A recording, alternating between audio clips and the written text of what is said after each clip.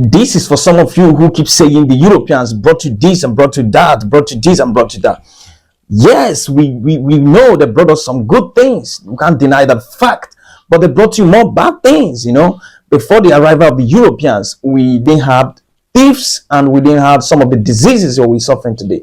There are so many things that we have in Africa today that we didn't have before the arrival of the Europeans. Like oftentimes I tell people, I am from the Igbo extraction, and my father used to tell me the story of how they used to live together.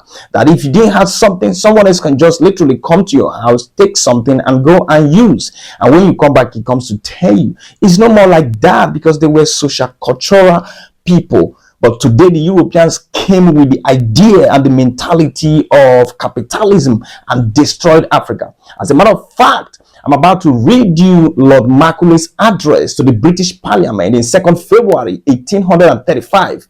And with your permission, I read. This is what Macaulay said. He said, I have traveled across the length and the breadth of Africa, and I have not seen one person who is a beggar. Today we have beggars across all the streets of Africa. And he continued to say, who is a thief? Such wealth I have never seen in this country.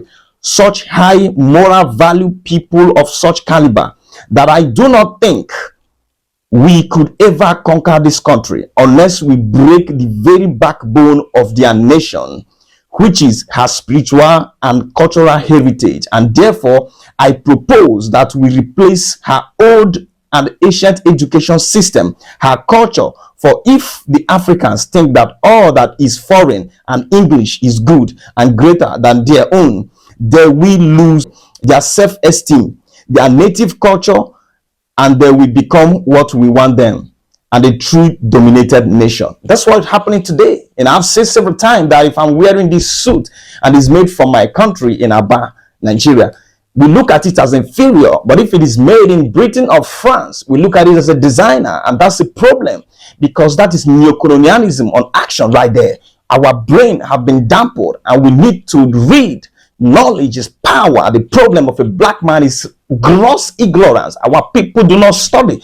We think that going to school and obtaining certifications such as BSc, MSc, and PhD makes us educated. No, you must be able to read across the length and breadth of different disciplines for you to be a full human being. You need to read diverse stuffs. But black people don't do that. We today being consumed by entertainment and sports. Our young people can tell you everything about sports. Many young people who are boys, but they know nothing about the history of Africa. Neither do they know anything about themselves. The same thing goes to our ladies who consume the Asian cinema, such as Telemundo and what do you call the other one, Z-World. We need to get our people to understand that those who have knowledge will always overrule those who do not have knowledge. As Marcus Garvey will say, he said, the intelligence rules the world, whereas the ignorance carries the burden. And until we realize that we are the people that came from a superior race and begin to trace back, re-engineer that pattern, we will continue to suffer as a people. I just wanted to make this video to clear you people's doubt that we didn't have such problems before the arrival of the Europeans. And even more of the disease you have today is as a result of Europeans. We didn't know HIV, Ebola, and the rest of them until they came. So that should make you to think.